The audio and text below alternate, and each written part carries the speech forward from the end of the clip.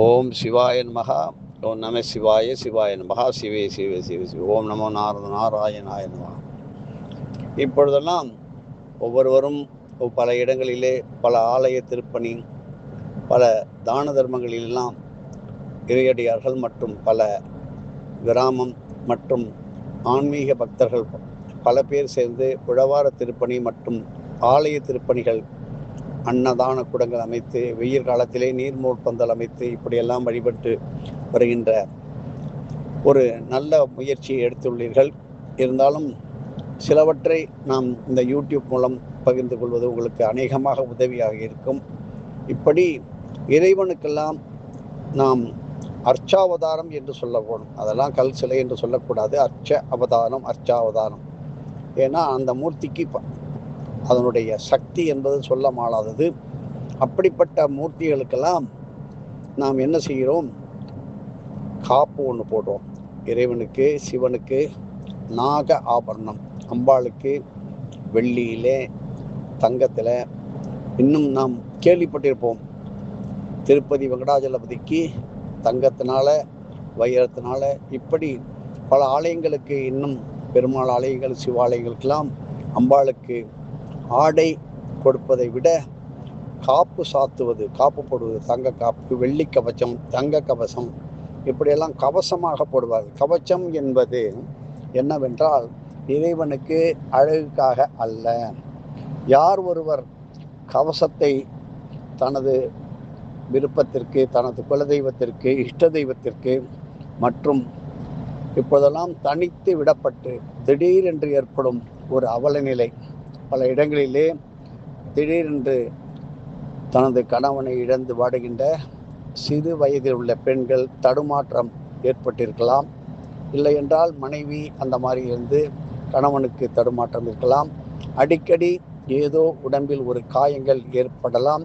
இல்லை எதிர்காலத்தில் அந்த மாதிரி ஏற்படாமல் இருப்பதற்கும் அவற்றிற்கு நிவாரணம் தருவதற்கும் இப்பொழுது எல்லா சேஃப்டி என்று சொல்கிறோம். அந்த பாதுகாப்பு கவசம் என்பது இறைவனுக்கு நாம் அளிக்கின்ற கவசத்தை அந்த இறைவனே ஏற்றுக்கொள்வதால் இதை தனி ஒருவனாக செய்யக்கூடாது என்று நமது வாத்தியார் சொல்வார். நீ மட்டும் தனியாக செய்யக்கூடாது, பல பேர் சேர்ந்து ஒவ்வொருவருக்கும் அங்கு பங்கு உண்டு, பங்கு பெற வேண்டும். அதுதான் அந்த இறைவன் ஒத்துக்கொள்கிறான். ஏனென்றால் இறைவனால், அந்த பிரம்மாவால் படைக்கப்பட்ட அத்தனை பேரும் ஒன்றாக சேர்ந்து செய்யும் பொழுது அதற்கு புண்ணிய பலன்கள் சொல்லி மாளாது.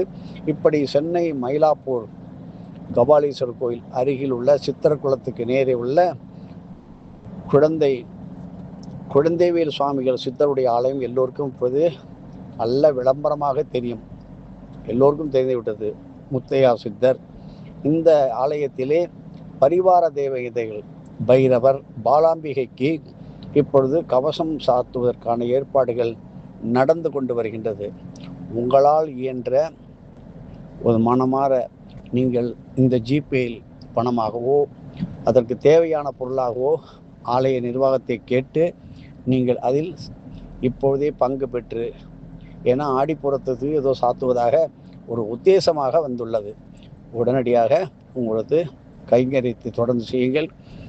நான் கொடுக்கின்ற ஜிபே எண் உங்களுடைய சப்போர்ட்டை பண்ணுங்க. 8220123533. மீண்டும் சொல்கிறேன், 8220123533 என்ற எண்ணுக்கு இந்த மாதிரி அந்தந்த ஊர்களிலும், ஏன் காவல் தெய்வங்கள், எல்லை தெய்வங்கள், மாரியம்மாள், காளியம்மாள், மகமாயி, இப்படி உங்களுடைய குலதெய்வங்களுக்கெல்லாம் கவசம் சாத்துவதற்கு இப்பொழுதே நீங்கள் எல்லோரும் தயாராக இருங்கள். காரணம், எதிர்காலம் மிக மிக சோதனைக்கு ஆளாகின்ற நேரமாக இருக்கின்றது. இப்பொழுதெல்லாம் நல்லவர்கள் போல காட்சி தருவார்கள், கெட்டவர்கள் அவருடைய குணம். நல்லவர்களும் மறைமுகமாக சில தீய சக்தியில் இறங்கும் பொழுது அதனால் ஒருவர் பாதிப்படைந்தாலும் அருகில் உள்ளவர்களுக்கும் அந்த பாதிப்பு ஏற்படாமல், அதுதான் ஏதோ தப்பிச்சிட்டேன் சார், ஏதோ சேஃப்டி பண்ணிட்டார் இறைவன், அந்த மாதிரி நம்மை காப்பது தான் காப்பு இடுவது, கவசம் சாத்துவது. கவசத்திற்கு பங்கு கொண்டால் ஆயுள் பூராக தலைமுறையாக நம்மை பார்த்து காத்து ரட்சிக்கும் கவசமாக இந்த உடம்புக்கு ஆன்மா எப்படி முக்கியமோ அந்த ஆன்மாவுக்கு ஒரு பாதுகாப்பு, நல்ல இறை அருள் எப்படி முக்கியம் என்பதை இதிலிருந்து நீங்கள் தெரிந்து கொண்டு தேவையான உதவிகளை நீங்கள் செய்தால் உங்களுக்கும் அந்த இறைவனுடைய கருணா கடாட்சம் கண்டிப்பாக கிடைக்கும். எதுவும் என்னுடையதல்ல, அனைத்தும் உன்னுடையது. அருளாளா அருணாச்சலம்.